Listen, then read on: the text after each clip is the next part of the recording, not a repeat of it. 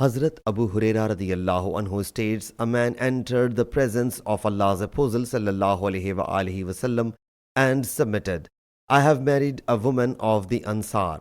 The Prophet sallallahu alaihi wasallam said, did you look at her, for there is something defect in the eyes of the Ansar? He submitted, yes, I have seen her. He sallallahu alaihi wasallam said, for how much dower have you married her? He submitted, for 4 uqiyah of silver.